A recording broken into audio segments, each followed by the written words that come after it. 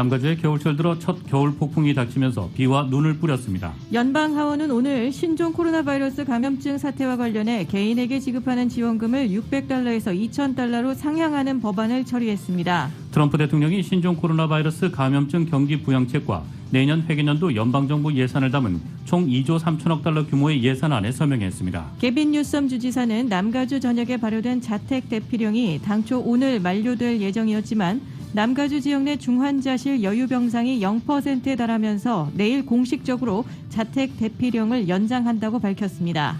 올림픽 경찰서의 폐쇄 위기로 인해 많은 한인들이 반대 서명운동에 참여하고 있는 가운데 중국, 태국을 비롯한 타인종 단체들도 참여한 사실이 알려져 올림픽 경찰서 폐쇄 저지에 열기를 더해가고 있습니다. 크리스마스를 전후로 LA 일원 쇼핑몰에 고객들이 몰리면서 LA 쇼핑몰들이 수용인원 제한 지침을 위반한 혐의로 보건국으로부터 줄줄이 티켓을 받았습니다. 금융인 출신인 한인 2세가 내년에 치러지는 뉴욕시장 선거에 출사표를 던져 화제가 되고 있습니다. 코로나19 최대 확산국인 미국에서는 백신 접종이 순조롭게 진행돼 200만 명가량 맞은 것으로 파악되고 있습니다. 뉴욕주가 신종 코로나 바이러스 감염증 백신 접종 우선순위를 어기는 의료 사업자에게 최대 $100만 벌금을 물리기로 했습니다. 정부가 공언했던 연말까지 2천만 명의 백신 접종이 힘들 것으로 보이는 가운데 보건당국은 변종 바이러스의 미국 내 상륙 가능성을 배제하지 않는다고 밝혔습니다. 연방상원의 다수석을 차지하기 위한 조지아주 결선 투표가 치열한 초박빙 승부 속에 막바지 선거전을 펼치고 있습니다. 우여곡절 끝에 고위공직자 범죄수사처를 이끌 초대 공수처장 후보 2명이 선정되면서 이르면 다음 달 공수처가 출범하게 됐습니다. 하지만 야당 추천위원들은 절차적으로 부당하다며 중도 퇴장했고 국민의힘도 원천 무효라며 법적 대응을 예고하고 나섰습니다. 뉴욕 증시에서 주요 지수는 트럼프 대통령이 신종 코로나 바이러스 감염증 재정 부양책에 서명한 영향으로 일제히 상승하며 마감했습니다. 내일 LA 지역 맑은 가운데 낮 최고 기온 65도, 밤 최저 42도로 국립기상청 예보했습니다. 이상은 이 시간 주요 뉴스입니다. 헤드라인 뉴스는 공항에서부터 목적지까지 모바일 체크인과 첨단 공기순환 시스템을 통해 안전한 기내 환경과 여행을 제공하는 아시아나항공 제공입니다.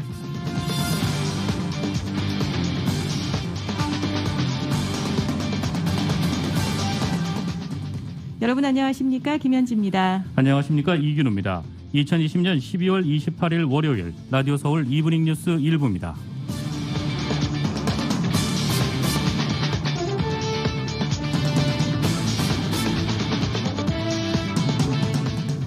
일부 첫 소식 전해드리겠습니다. 남가주에 겨울철 들어 첫 겨울 폭풍이 닥치면서 비와 눈을 뿌렸습니다. 지난 밤새 내린 비로 인해 지역에 따라 2인치가량의 강우량을 기록할 것으로 전망되고 있습니다. 갑자기 쏟아진 호우로 엘먼티 지역 10번 프리웨이 등 일부 프리웨이와 로컬 도로가 침수 현상을 빚기도 했습니다. 3,500피트 이상 고지대에서는 지난 밤새 눈이 내리기도 했습니다. 5,000피트 이상 산간지대에서는 6에서 12인치가량의 눈이 쌓일 것으로 예상됩니다. 궂은 날씨로 인해 오늘 오전 곳곳에서 사고가 잇따랐습니다. 14번 프리웨이 솔댓 캐년 로드 지점은 대형 트럭이 프리웨이 중앙 분리대를 들이받는 사고로 이 지역 양방향 2개 차선에 통행이 차단됐습니다. 5번 프리웨이 매직 마운틴 파크웨이 북쪽 지점에서 차량 충돌 사고로 인해 5번 프리웨이 남쪽 방면 3개 차선에 통행이 차단된 상태입니다. 트럼프 대통령이 예산안 전격 서명을 하게 되면서 코로나 대책을 살리고 셧다운을 피했습니다. 도널드 트럼프 대통령이 신종 코로나 바이러스 감염증 경기 부양책과 내년 회계년도 연방정부 예산을 담은 총 2조 3천억 달러 규모의 예산안에 서명했습니다. 트럼프 대통령은 그동안 개인에게 지급되는 코로나19 지원금 최고액을 크게 올려달라는 등의 요구를 하며 서명을 미뤄왔는데 일요일인 어젯밤 성명을 통해 예산안에 서명했다고 밝혔습니다. 이 예산안은 9천억 달러 규모의 코로나19 경기 부양책과 1조 4천억 달러 규모의 2021 회계년도 연방정부 예산으로 구성된 패키지 법안입니다. 트럼프 대통령은 성명에서 실업자 지원 재개와 세입자 강제 퇴거 중단, 임차료 지원, 급여 보호 프로그램인 PPP 자금 수혈, 항공업 종사자의 일터 복귀, 백신 보급을 위한 지속적인 자금 투입 등을 위한 예산안 서명이라고 소개했습니다. 이어서 예산안에서 불필요한 항목을 삭제하라는 강력한 메시지를 담아 예산안에 서명할 것이라고 강조했습니다.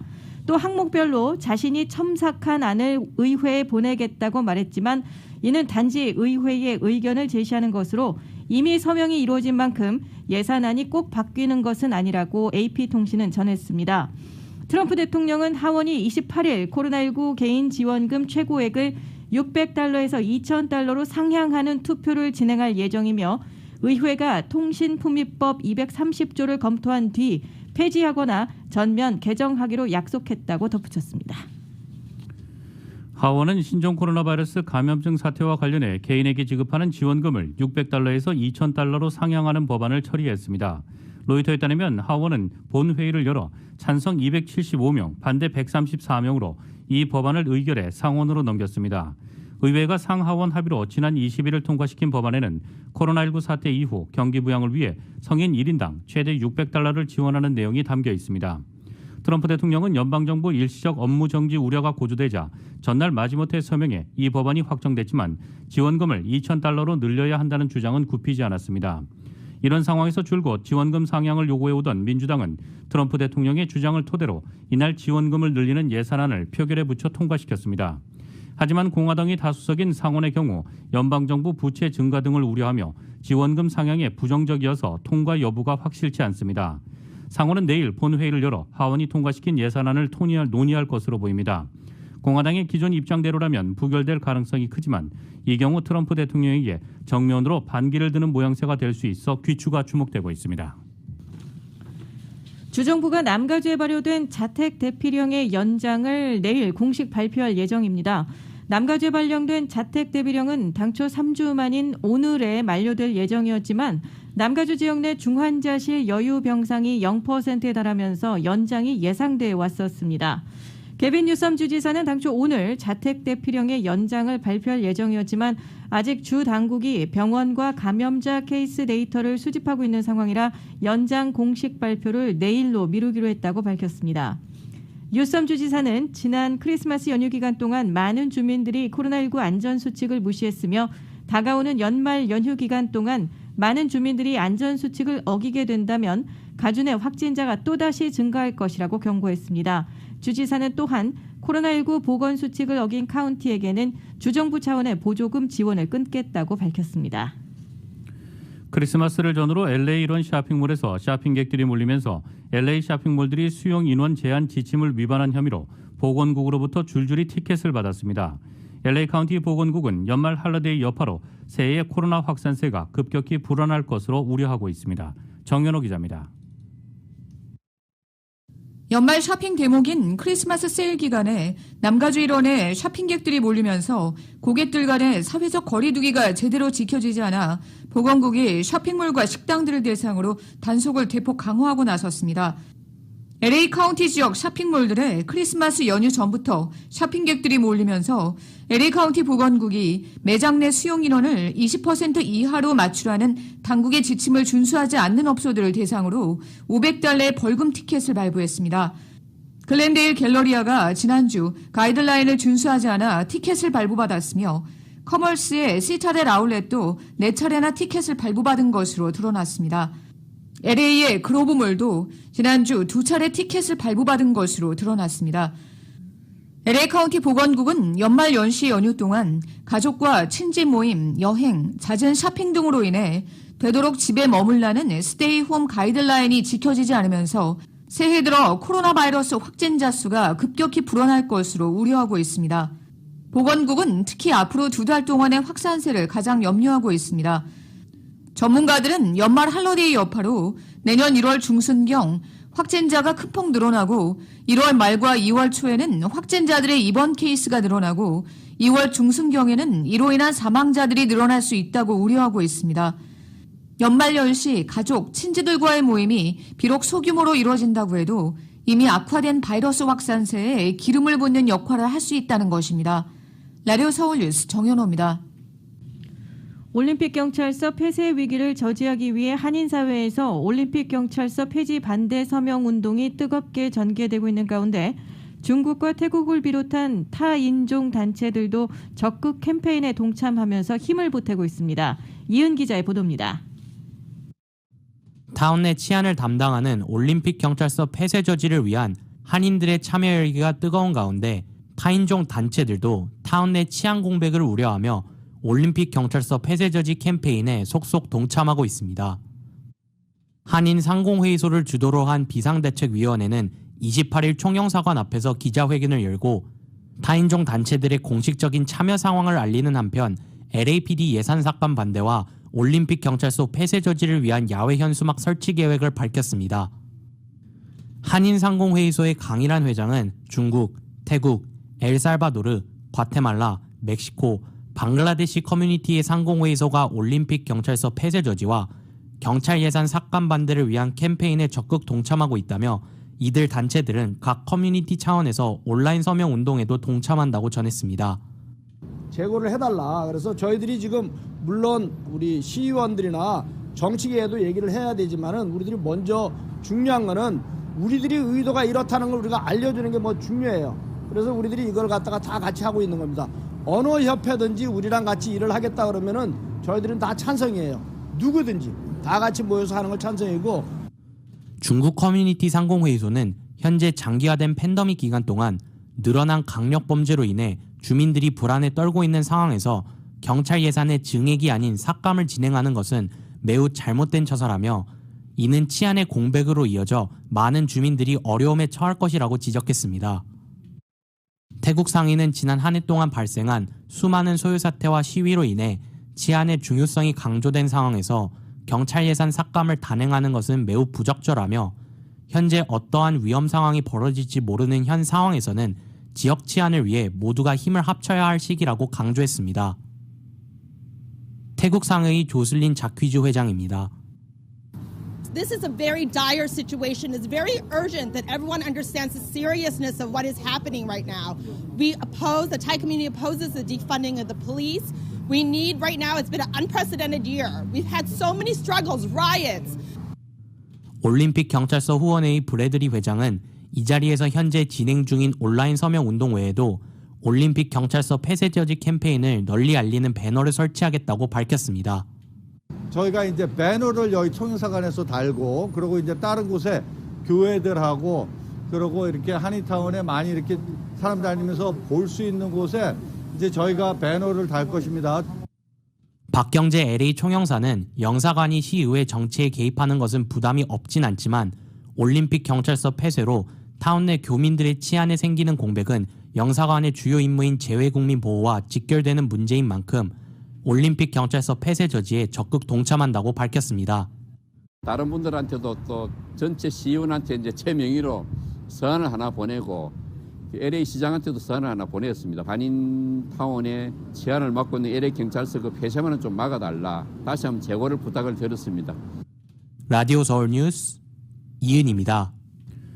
금융인 출신인 한인 2세가 내년에 치러지는 미국 뉴욕시장 선거에 출사표를 던졌습니다.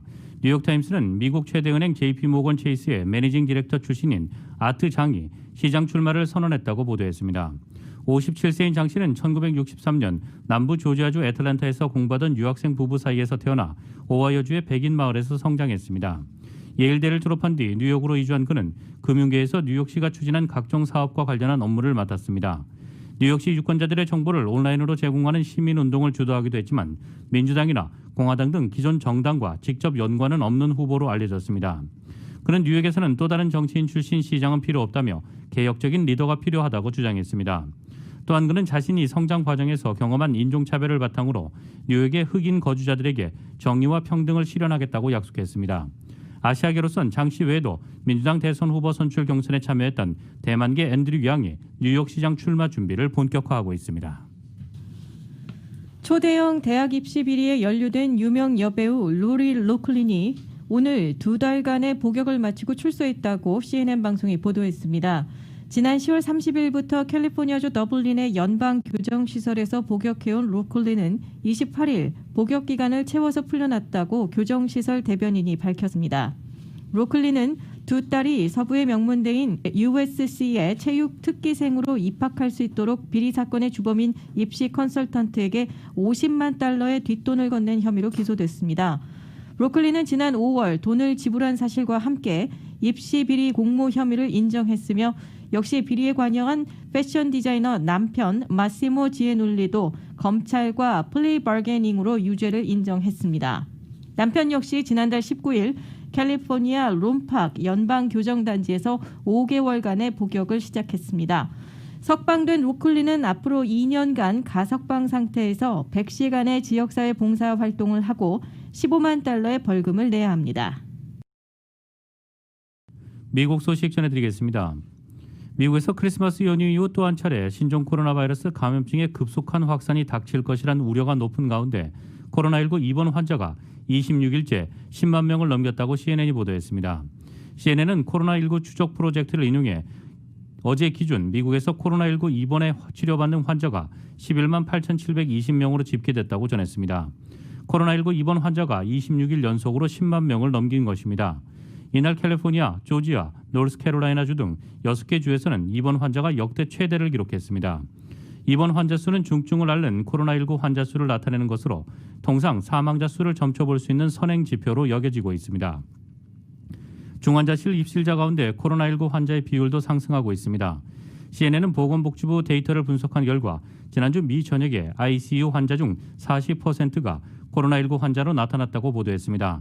이는 9월 말에 16%, 10월 말에 22%, 11월 말에 35%보다 높은 것입니다.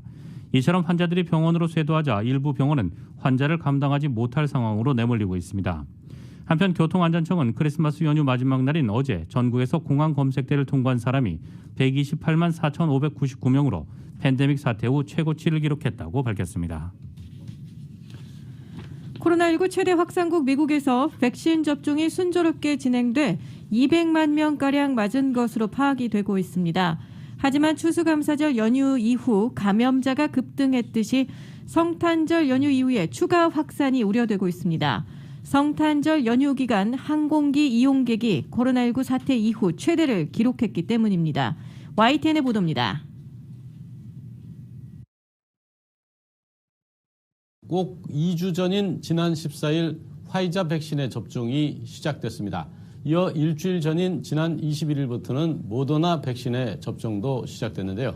의료 종사자들의 백신 접종은 몇몇 알레르기 반응을 보인 경우가 있었지만 대체로 순조롭게 진행되고 있습니다. 질병통제예방센터 CDC는 지금까지 200만 명에 근접한 194만 명가량이 접종한 것으로 집계하고 있습니다. 또 백신 배포도 순조롭게 진행돼 1,000만 회분 가까운 954만 회분의 배송이 이뤄진 것으로 파악하고 있습니다. 네, 연휴를 지낸 경우 감염자 확산이 걷잡을 수 없이 이뤄진 것이 미국의 경험인데요. 지난주가 성탄절 연휴였습니다. 이 때문에 보건당국과 전문가들의 우려가 또 커지고 있습니다. 미국 교통안전청은 성탄절 연휴 마지막 날인 현지 시각 27일 전국에서 공항 검색대를 통과한 사람이 128만 4천여 명이라고 밝혔습니다. 또 이에 앞서 토요일인 26일에는 110만 명이, 성탄절인 25일에는 61만 6천여 명이, 성탄절 일주일 전인 18일부터 25일까지는 780만 명이 공항 검색대를 통과한 것으로 파악했습니다. 이는 1년 전과 비교해 절반 수준이긴 합니다만 코로나19 사태 이후로는 최고치입니다. 여행을 자제하라고 당부한 CDC의 이 기대에는 못 미치는 것이라고 CNN은 지적했고, 조지 워싱턴 대학 의학 교수 조너선 라이선 박사는 정말로 좌절스러운 일이라고 평가했습니다. 네, 코로나19로 병원에 입원한 환자가 26일째 10만 명을 넘고 있습니다. 이를 집계하는 코로나19 추적 프로젝트는 27일 기준 입원 환자를 11만 8천여 명으로 파악하고 있는데요. 특히 캘리포니아, 조지아, 노스캐롤라이나주 등 6개 주에서는 입원 환자가 역대 최다를 기록했다고 전했습니다. 또 중환자실에 입실한 코로나19 환자의 비율도 마찬가지 상황인데요. CNN은 미국 보건복지부 데이터를 분석한 결과 지난주 미국 전역의 중환자실 가운데 40%가 코로나19 환자로 나타났다고 보도했습니다. 이는 9월 말에 16%, 10월 말에 22%, 11월 말에 35%가 높은 것입니다. 백신 접종의 효과는 나타나지 않고 있는 상황이어서 걱정이 커지고 있습니다. 지금까지 워싱턴에서 YTN 강태욱입니다. 정부가 공언했던 연말까지 2천만 명 백신 접종이 힘들 것으로 보이는 가운데 보건당국은 변이 바이러스의 미국 내 상륙 가능성을 배제하지 않는다고 밝혔습니다. KBS의 보도입니다. 조고석 작전팀의 백신 긴급 운송과 보급 노력에도 불구하고 연말까지 계획했던 2천만 명 백신 접종은 사실상 힘들 것으로 보입니다. 지금까지 배포된 백신은 모두 954만 회분, 백신을 맞은 사람은 195만 명 정도로 집계되고 있습니다. 전국 각지에서 올라온 통계가 미 질병통제예방센터 CDC로 취합되는데 시간이 걸리는 것을 감안해도 백신 접종자는 200만 명 정도로 추산됩니다. 미 보건당국은 내년 1월 첫째 주까지 백신 2천만 회분 보급을 목표로 접종을 진행하겠다는 입장을 밝혔습니다. 이에 따라 2,400만 명에 달하는 의료진과 요양원 입원 환자에 대한 백신 접종이 완료되는 시기는 내년 1월이 될 것으로 보입니다. 유럽 내 변이 바이러스 등장으로 미국 사회의 우려도 커진 가운데 미 보건당국은 현재 미국에서 발견되진 않았지만 가능성을 배제하진 않는다고 밝혔습니다. Well, we don't have proof that it's here, but we do suspect that it is likely here given the global interconnectedness. 백신을 개발 중인 미 제약회사 노바백스가 임상 3상에 들어갔다는 발표에도 불구하고 코로나19와의 싸움에서 아직 최악의 순간은 오지 않았다는 우려와 불안감은 여전한 상황입니다. 워싱턴에서 KBS 뉴스 김철영입니다. 뉴욕주가 신종 코로나 바이러스 감염증 백신 접종 우선순위를 어기는 새치기 의료 사업자에게 최대 100만 달러의 벌금을 물리기로 했습니다. 블룸버그 통신에 따르면 앤드루 쿠오모 뉴욕주지사는 백신법을 위반하는 의료 사업자에게 최대 100만 달러의 벌금을 부과하고 면허를 취소시킬 것이라고 말했습니다. 쿠오모 주지사는 이러한 백신 새치기에 대한 처벌을 강화하는 내용을 담은 행정명령에 서명할 것이라고 덧붙였습니다. 이번 조치는 의약품 공급업체인 파케어 커뮤니티 헬스케어가 거짓으로 백신을 확보한 뒤 우선순위 지침을 어기고 일반에 유용한 정황이 있다는 주정부의 조사 결과에 따른 것입니다. 뉴욕주는 코로나19 백신을 현장 의료진, 요양원 거주자나 근로자들에게 가장 먼저 접종하기로 방침을 결정했습니다. 연방항소법원이 신종 코로나 바이러스 감염증 방역을 위해 종교활동 자유를 침해하면 안 된다고 판결하면서 뉴욕주의 종교 모임 제한 조치에 제동이 걸렸습니다. 뉴욕 맨해튼의 제2연방항소법원은 오늘 앤드류 쿠오모 뉴욕주지사가 발령한 종교 모임 제한 조치를 상대로 카톨릭과 정통파 유대교 측 단체들이 제기한 소송에서 원고 승소 판결을 내렸습니다. 쿠오모 주지사는 지난 10월 6일 코로나19 위험지역 10명 또는 수용 가능 인원의 25%, 덜 위험한 지역 오렌지존에서는 25명 또는 수용 가능 인원의 33%로 예배 인원을 제한하는 행정명령을 발표했습니다. 마이클 박 판사는 원고는 종교활동 자유를 침해받음으로써 회복할 수 없는 손해를 입었다면서 같은 목표를 달성할 수 있는 합헌적인 대안이 있다면 공공복리를 증진하기 위함이더라도 위헌적인 정책을 유지할 수 없다고 판시했습니다. 종교단체 측 소송 대리인은 이날 판결에 대해 정부가 종교활동을 가치가 없다는 이유로 냉대하면 안 된다는 점을 보여줬다면서 만족스럽다는 반응을 보였습니다. 한편 연방대법원도 지난달 25일 찬성 5명, 반대 4명으로 종교활동 자유가 코로나19 방역보다 먼저라는 판결을 내렸습니다. 앤서니 파우치 국립알레르기 전염병 연구소장은 미국의 신종 코로나 바이러스 감염증 대처에서 주별로 차이가 나는 것이 중대한 약점이라며 통일된 대응의 필요성을 지적했습니다. CNN 방송에 따르면 미 코로나19 대응의 최고 권위자로 꼽히는 파우치 소장은 BBC 라디오와 인터뷰를 통해서 주들은 원하는 방식으로 일을 하는데 상당한 재량이 주어진다며 이는 거의 재량이 주어지지 않은 연방 명령과 대조적이라면서 이같이 말했습니다. 파우치 소장은 코로나 바이러스는 뉴욕과 뉴저지, 플로리다와 조지와 텍사스와 오클라호마주 경계의 차이를 알지 못한다고 지적을 하고 주별로 각각 다른 봉쇄와 별도의 재개 지침을 언급하면서 각 주의 대응에 일관성이 있어야 한다고 말했습니다. 그는 주들이 코로나19에 대처하면서 일관성 없는 방식으로 다르게 일을 처리해서 상당한 차이가 있었다면서 미국이 세계에서 가장 큰 타격을 입은 국가가 된 데에는 많은 요인이 있었지만 각 주가 일하는 방식의 불일치, 이 부분이 큰 약점이라고 말했습니다. 감염력이 강한 변이 바이러스가 등장한 영국과 남아프리카 공화국에서 속수무책으로 코로나19가 확산하고 있습니다. 영국은 코로나 사태 후 처음으로 하루 신규 확진자가 4만 명을 넘어섰고 남아공도 9일 만에 확진자가 10만 명 늘면서 누적 확진자가 100만 명을 넘었습니다. YTN의 보도입니다. 유럽에서 가장 큰 쇼핑몰 중 하나인 영국 런던의 웨스트필드 쇼핑센터.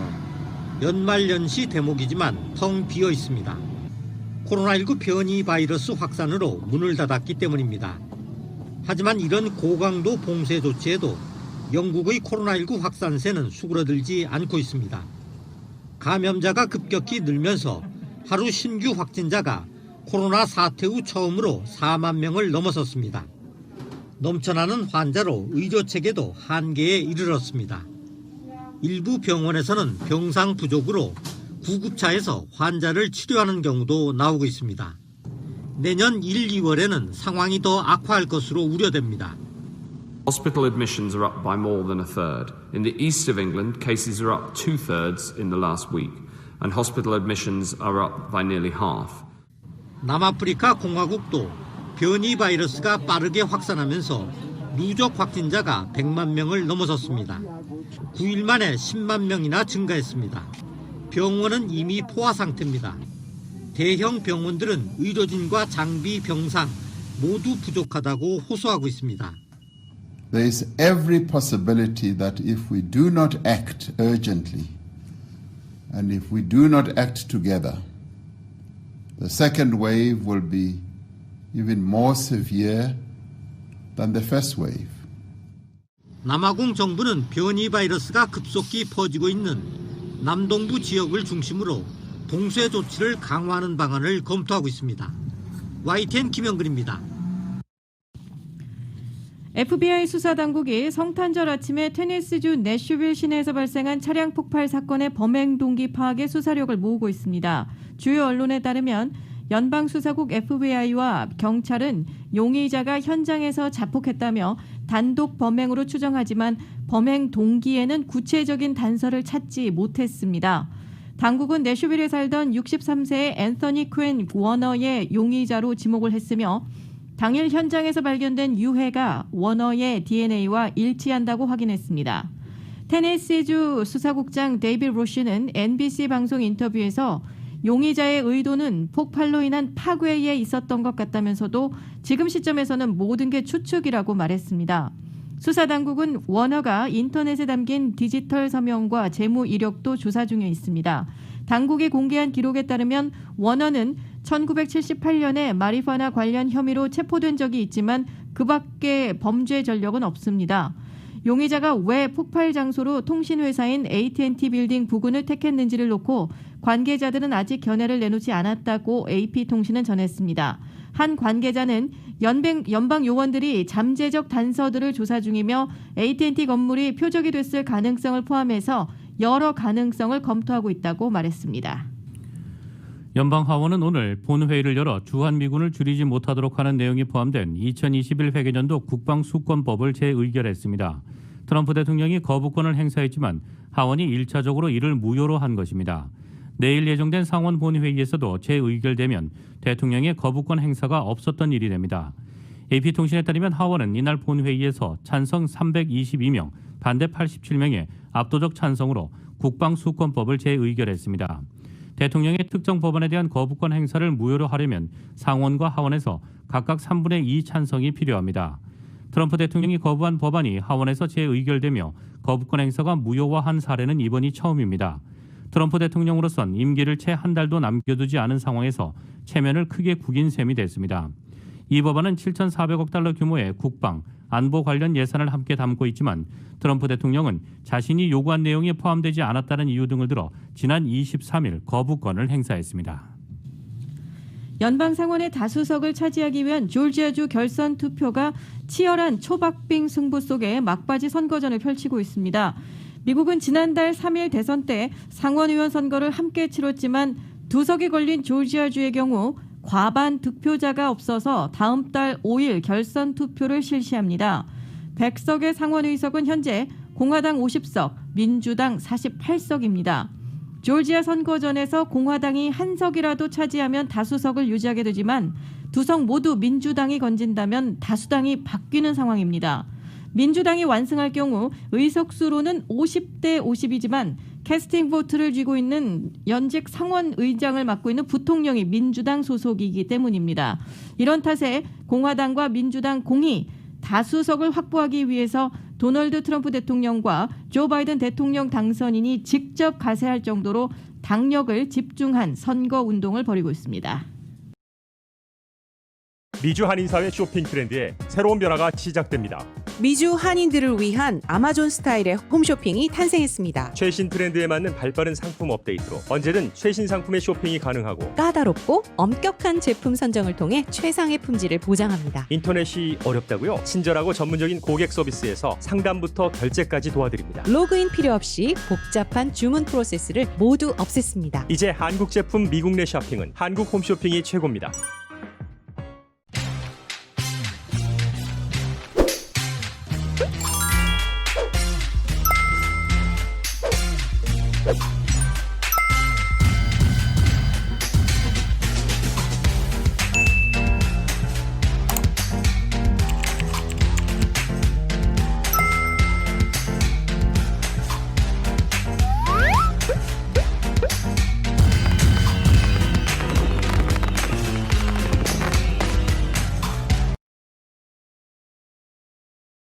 한국 소식 전해드리겠습니다. 우여곡절 끝에 고위공직자범죄수사처를 이끌 초대 공수처장 후보 2명이 선정되면서 이르면 다음 달 공수처가 출범하게 됐습니다. 하지만 야당 추천위원들은 절차적으로 부당하다며 중도 퇴장했고 국민의힘도 원천 무효라며 법적 대응을 예고하고 나섰습니다. YTN의 보도입니다. 고위공직자범죄수사처법이 시행된 지 166일 만에 대통령에게 추천할 초대 공수처장 후보 2명이 결정됐습니다. 김진우 헌법재판소 선임헌법연구관과 이건희 국민권익위원회 부위원장을 공수처장 후보자로 최종 선정하였음을 발표합니다. 두 후보 모두 대한변호사협회가 추천한 인물로 김 선임연구관은 판사 출신이고 이 부위원장은 검사 출신입니다. 회의는 추천위원 7명이 모두 참석한 상태로 시작했지만 표결에 참여한 건 야당 추천위원을 제외한 5명뿐이었습니다. 이날 새로 충원된 한석훈 야당 추천위원이 새로운 후보 추천을 주장했지만 받아들여지지 않으면서 야당 추천위원들은 중도에 퇴장했습니다.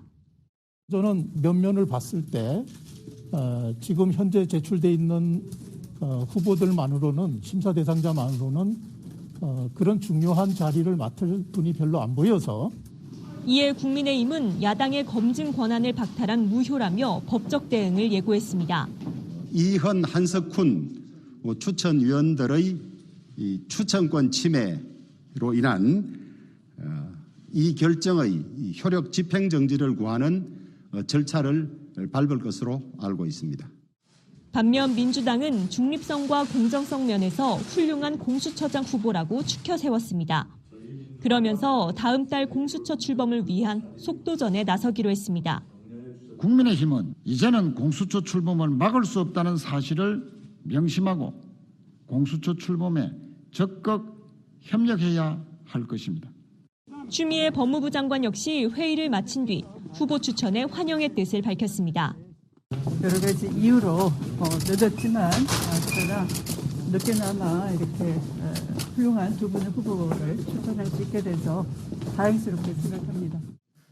이후 문재인 대통령이 두 후보 가운데 한 명을 최종 지명하면 국회 인사청문회를 거쳐 초대 공수처장이 임명될 전망입니다. 다만 국민의힘 반발 속에 인사청문회 과정에서도 진통은 불가피해 보입니다. YTN 최아영입니다. 막말 논란 등을 빚었던 변창흠 국토교통부 장관 후보자의 청문 보고서가 국회에서 채택됐습니다. 지명을 철회하라는 야당의 거센 발발이 이어졌지만 보고서 채택과 대통령 재가까지 마무리되면서 변 후보자는 논란 속에서 장관으로서의 행보를 시작하게 됐습니다. YTN의 보도입니다. 밤을 새워 진행됐던 변창흠 국토부 장관 후보자의 인사청문회. 한 차례 청문 보고서 채택을 연기한 뒤 나흘 만에 다시 모인 자리에서 야당은 다시 거센 공세에 나섰습니다. 국민의힘은 막말 논란을 비롯해 의혹들을 조목조목 나열하며 지명 철회와 자진 사퇴를 거듭 촉구했습니다. 새로 드러난 성인지 감수성 결여, 준법 정신 결여미 위장 의혹, 편파적 코드 인사 및 일감 몰아주기. 또 같은 날 오후 김현미 장관의 퇴임 시기 예정돼 있었다고 주장하며 인사청문회가 그저 요식행위가 아니냐고 지적하기도 했습니다. 이러려면 야당이 무슨 필요가 있습니까? 국회가 입법부가 아니고 통법부로 우리 모두 이렇게 기록이 될 것입니다. 지금 확인한 바로는 그런 건 사실과 다르다고 얘기하고 있습니다. 정의당은 보고서 채택에는 동의하되 변 후보자의 인식을 결코 수용할 수 없다며 대통령의 재고를 촉구했습니다. 생명과 안전에 관한 저급한 인식과 노동인권 감수성 부족은 시대착오적이며 국민 정서와도 크게 괴리돼 있다. 하지만 민주당은 논란이 어느 정도 해소되지 않았느냐며 민생을 위해 장관 임명이 절실하다고 강조했습니다. 그동안의 후보자 현미경으로 지켜봤는데 거두절미돼서 너무 매도당한 점이 있다. 분명히 제가 말씀드립니다. 여야의 입장이 또다시 평행선을 달리며 고성이 오갔고 결국 진선미 국토교통위원장은 기립 표결을 강행했습니다. 국민의힘은 위원장석까지 나와 거세게 항의했지만 받아들여지지 않았습니다. 재석 의원 수 총 26인 중 찬성 의원 수 17인, 기권 의원 수 9인으로 이 안건은 가결되었음을 선포합니다. 결국 변창흠 후보자는 야당 동의 없이 임명되는 26번째 장관급 인사라는 꼬리표를 달고 힘들게 국회 문턱을 넘었습니다. 하지만 국민의힘이 법적 대응을 예고한 데다 부동산 문제를 둘러싼 국민적 비판이 이어지고 있는 만큼 임명 뒤에도 논란은 계속될 것으로 보입니다. YTN 이강국입니다. 헬스 에브리데이. 네, 헬스 에브리데이 건강 관련 소식 전해드립니다. 몸이 평소와 다르다고 느껴지실 때, 예를 들면 오른팔은 괜찮은데 왼팔이 이상하게 저리고 힘이 없다. 이럴 때 병원에 가야 할까요? 아니면 조금 더 두고 보는 게 나을까요? 프로비던스 세인트 존스 헬스 센터의 응급의원 전문의는 당장 검진을 받으라고 충고합니다. 몸 한쪽의 컨디션이 다른 쪽에 비해서 확연히 나쁘다면 뇌졸중의 전조일 수 있다는 것입니다. 이 밖에 또 어떤 증상을 유의해야 할까요? 가장 먼저는 시야입니다. 눈앞이 얼룩얼룩하다면, 즉 점 같은 게 둥둥 떠다니는 느낌이라면 서둘러서 병원에 가셔야 합니다. 망막이 그 아래층의 맥락막에서 떨어지는 망막 박리 또는 구멍이 생기는 망막 열공의 증상일 수 있기 때문입니다. 골든타임이 48시간이기 때문에 48시간 이내에 치료하는 게 가장 중요합니다. 그 시간을 놓치게 되면 시력을 잃을 수 있기 때문입니다. 두 번째 증상은 갑자기 어깨가 심하게 아프다면 참지 말아야 한다고 합니다. 심장병일지도 모르는 까닭입니다. 전문의에 의하면 통증이 갑작스럽게 찾아오면서 빠르게 악화할 경우 바로 의사에게 보이라고 조언하고 있습니다. 이어서 복시입니다. 한 물체가 두 개로 보이거나 그림자가 생겨서 이중으로 보이는 현상인데요. 밤 10시까지 컴퓨터 모니터 앞에서 일한 날이라면 복시를 경험해도 이상할 게 없습니다. 하지만 증상이 계속된다면 검사를 받는 게 좋고요. 고혈압이나 뇌졸중의 전조일 수 있기 때문입니다. 이어서 다리입니다. 다리가 아프거나 또는 발이 아프고 밤이 되면 더 심해지고 많이 걸을수록 증상이 더하다면 스트레스 골절일 수 있습니다. 아니라면 혈전이 생겼을지도 모르는 일이기 때문에 이 또한 반드시 의사에게 보여야 하는 증상이라고 합니다. 마지막으로 땀입니다. 열이 나면 땀도 납니다. 하지만 이건 걱정할 일이 아닌데 체온이 정상인데 이유 없이 땀이 흐른다면 병원에 가셔야 합니다. 심장마비나 대동맥 박리 또는 폐색전증의 조짐일 수도 있기 때문입니다. 이처럼 몸이 보내는 이상 신호에 대해서 귀 기울이시면서 건강한 삶 누리시기 바라겠습니다. 미주 한인사회 쇼핑 트렌드에 새로운 변화가 시작됩니다. 미주 한인들을 위한 아마존 스타일의 홈쇼핑이 탄생했습니다. 최신 트렌드에 맞는 발빠른 상품 업데이트로 언제든 최신 상품의 쇼핑이 가능하고 까다롭고 엄격한 제품 선정을 통해 최상의 품질을 보장합니다. 인터넷이 어렵다고요? 친절하고 전문적인 고객 서비스에서 상담부터 결제까지 도와드립니다. 로그인 필요 없이 복잡한 주문 프로세스를 모두 없앴습니다. 이제 한국 제품 미국 내 쇼핑은 한국 홈쇼핑이 최고입니다.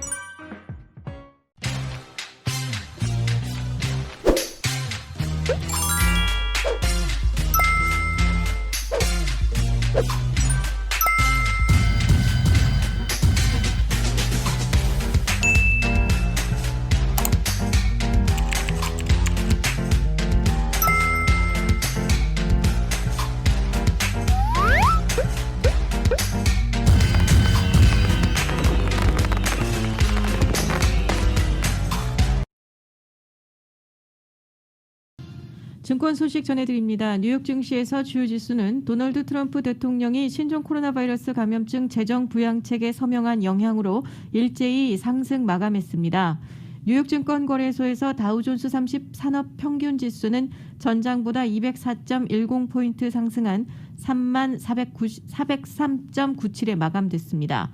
S&P 500 지수는 전장보다 32.30포인트 오른 3735.36, 기술주 중심의 나스닥 지수는 94.69포인트 상승한 12899.42에 거래를 마쳤습니다. 3대 지수 모두 장중, 종가 모두 사상 최고치를 경신했습니다.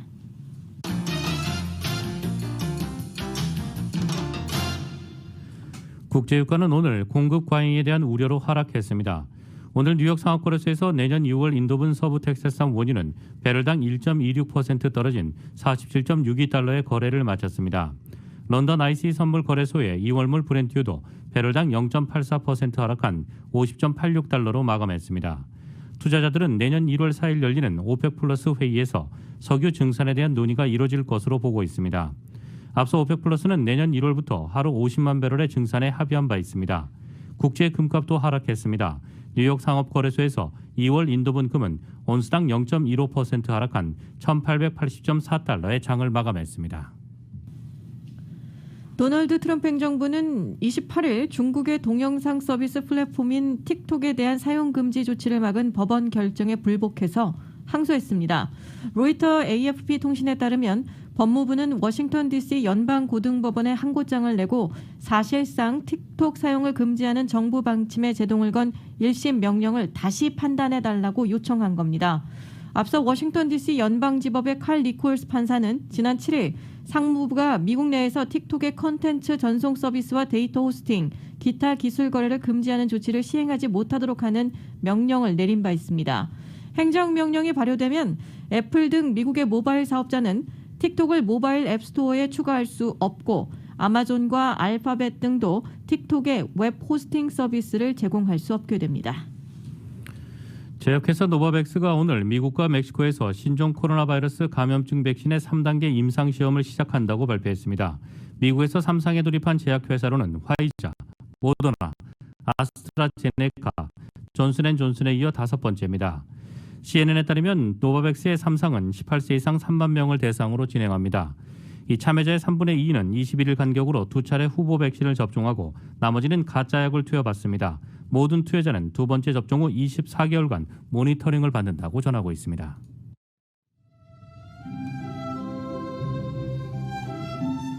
(12월 28일) 오늘 밤과 내일의 날씨입니다. 올겨울 시즌 첫 번째 비 소식으로 출발한 12월 마지막 주간 되고 있는데요. 오늘 밤까지 비 소식 이어지면서 홍수 범람주의보 내려진 상태입니다.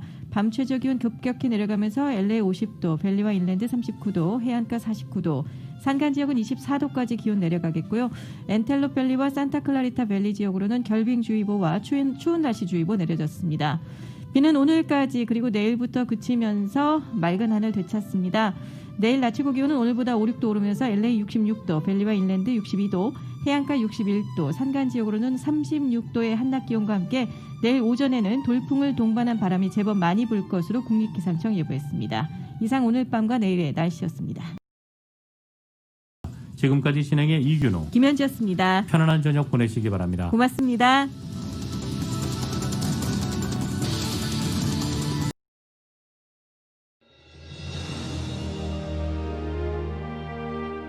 한인 커뮤니티의 소중한 친구이자 생활의 동반자 라디오 소울이 개국 28주년을 맞았습니다. 1903년 한인들이 하와이에 첫 발을 내디딘 이래로 미주 한인 커뮤니티는 지금껏 쉼없이 성장해 왔습니다. 부딪히고 좌절하고 힘겨울 때 우리에게 가장 큰 힘이 되어준 것은 서로를 향한 격려와 응원이었습니다. 한인 커뮤니티와 더불어 성장한 라디오 소울. 라디오 소울의 28년은 우리의 이민 역사와 맥을 같이 합니다. 세상의 모든 이야기를 담으려는 라디오 소울 방송은 우리가 함께 만드는 우리의 이야기입니다. 사람과 사람을 이어주는 라디오 소울 1650. 청취자와의 소통만으로 기뻤던 1992년. 그리고 28년이 지난 지금 라디오 소울은 멀티미디어 그룹으로 거듭났습니다. 1992년 첫 방송을 시작한 이후 FM 라디오, 모바일 서비스를 거쳐 보는 라디오, 라디오 서울 TV, 라디오 서울 유튜브, 한국 TV 채널, 한국 홈쇼핑 등 시대의 변화와 애청자의 요구에 부합하는 미래지향적인 라디오 서비스로 만들어가고 있습니다. 특히 코로나19 바이러스가 가져온 세계적인 팬데믹은 우리의 삶의 방식을 바꿨으며 다가올 미래에는 더욱 진화된 방송이 요구될 것입니다. 이에 라디오 서울 방송은 다가올 새로운 시대를 대비하여 N스크린 멀티 디바이스 방송으로 다시 태어났습니다. 때와 장소를 불문하고 어떠한 기기로도 듣고 볼 수 있는 방송이 라디오 서울이 추구하는 N스크린 멀티 디바이스 방송입니다. 24시간 늘 깨어있는 방송, 눈과 귀가 함께하는 방송, AM 1650, FM 106.3 라디오 서울 방송. 미국 내 다양한 이슈를 생생하게 전달하는 강혜신의 오늘의 미국. 기분 좋은 아침, 반짝이는 하루를 선사하는 이영돈 선우의 좋은 아침, 좋은 하루. 나른한 오후 활력을 전하는 싱글벙글쇼와 라디오 콘서트. 빠르고 정확한 뉴스, 지구촌 소식을 실시간 전하는 모닝뉴스와 이브닝 뉴스. 한국TV와 유튜브로 이원 방송하는 조희정의 한국 홈쇼핑 리뷰. 라디오 서울은 당신의 또 다른 가족입니다. 사람과 사람을 이어주는 방송, 들으면 행복해지는 라디오 서울. 지금까지의 28년이란 밑거름을 통해 앞으로 희망이 이루어지는 아름다운 세상을 만들어 가겠습니다. 라디오 방송의 한계를 넘어 N스크린 방송으로 더 멀리, 더 높이 세상 보는 눈을 키우는 최고의 방송, 라디오 서울.